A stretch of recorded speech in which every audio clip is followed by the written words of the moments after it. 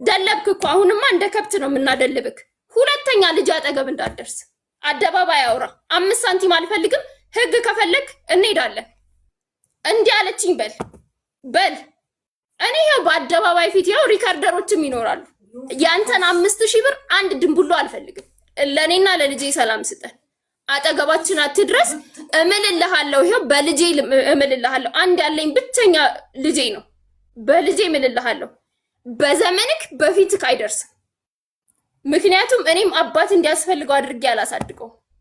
አባትም እናትም ሆኜ እንደ የትኛውም ጀግና እናት። አባት እኮ ይሞታል አይደል እንዴ?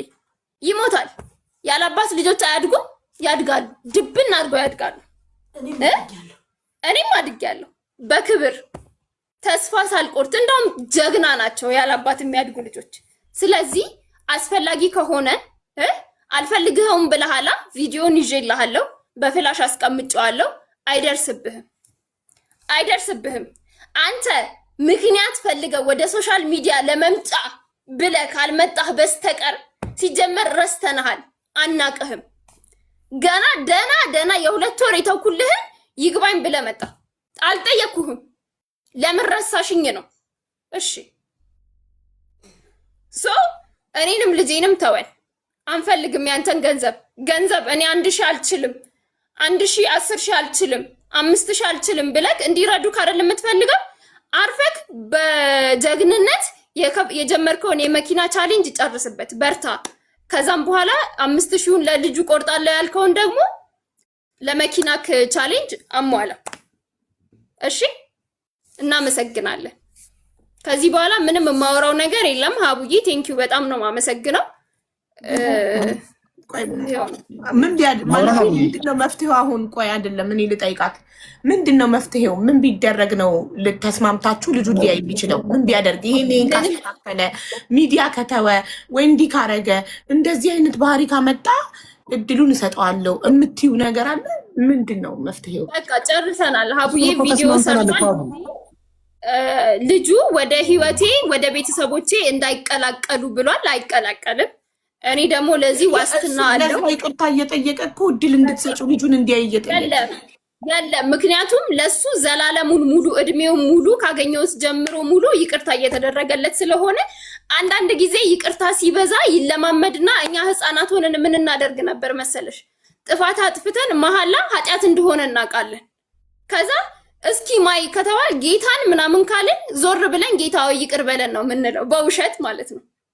ገባሽ? በውሸት ብሎ ይቅርታ መጠየቅ አለ። ስለዚህ እኔ ክርስቲያን እንጂ ክርስቶስ አይደለሁም። ሰው ክርስቶስ እንኳን ሊሚት አለን እኮ አይደል? እንደ ሰው ስንኖር ሰው ይበድለናል። ሺህ ጊዜ እንድንበደር ደግሞ አይፈቅድም አይደል? ያቺ ልጅ እንኳን አረደኝ ያለችው ልጅ አንገቷን ምን አለ? እኔ ነገ ይሄ እጣ ቢደርሰኝስ እንዴ? ዛሬ እንደዚህ ሶሻል ሚዲያ ካሰበ ፍቅር ኑሮ እኮ አይደለም ልጁን ብቻ እንዲያይ እኮ ነው እየጠየቀ። አይሆንም። እሺ አይችልም። አንዴ ተናግሯል። ፍርድ ቤት ታዲያ አንዴ ተናግሯል። በሚዲያ በሶሻል ሚዲያ በራሱ ዩቲዩብ አካውንት 58200 ሰብስክራይበር ባለበት ተናግሯል። ስለዚህ እኔ ልጄን አሳድጋለሁ፣ ገንዘቡ ይቅር። ሪከርድ አድርገው፣ በደንብ ሪከርድ አድርገው። ልጄ አንተ አጠገብ አይደርስም፣ ያንተን ገንዘብ አልፈልግም፣ እኔን ሰላም ስጠኝ። በቃ ገንዘቡንም አልፈልግም። ከዚህ በኋላ ለልጄ አደረግኩ እንዳትል፣ ሲጀመር አላደረግም። እኔንም ልጄንም ተወን፣ እንኑር፣ ሰላም ስጠን፣ ራስህን አኑር። ኮንተንት የምትፈልግ ከሆነ ክሬት አድርግ። አርቲስት ነህ እናውቃለን፣ ብዙ ድራማ መስራት ትችላለን። ድራማህን ስራ፣ እኔን እና ልጄን ግን ተወን። ከኛ ርዕስ ውጣ። አውቃለሁ በእኛ ርዕስ ጉዳይ እንደመጣክ እንደታወክ እናውቃለን፣ ግን ደግሞ ሰላም ስጠን። በቃ ስለዚህ ምንም ብታደርግ እድል የለትም። ጨርሰናል። አዎ ጨርሷል። ሌላ እድል የለም። እስከዛሬ የሰጠው እድሎች አልተጠቀምክባቸውም። ከዚህ በኋላ እኔ ምንም አይነት እድል አልሰጥህም እያለች ነው። ፍርድ ቤት የሰጠው እድል እናቱን ልጁን እንዲያይ በዛ እሱንም ደግሞ እሱን ከልክሏል። እኔ ብዬዋለሁ ልጁን ምንም እንቅፋት እንዳይመታው ምን እንዳይል ብዬ ህዝብ ፊት ተናግሬው ከልክያለሁ ወይ ስልህ አልከለከልሽኝም ብሎ አምኖ ተማምነን ልጄ ዛሬ ቀኑ ነበር። ዛሬ ማየት ይችል ነበር ግን አላየም። የከለከልኩት መች ነው? የቀለቡን ሳይከፍል ሲቀር ቀለብ ክፈል ብዬ ቮይስም ሰምተናል አይደል?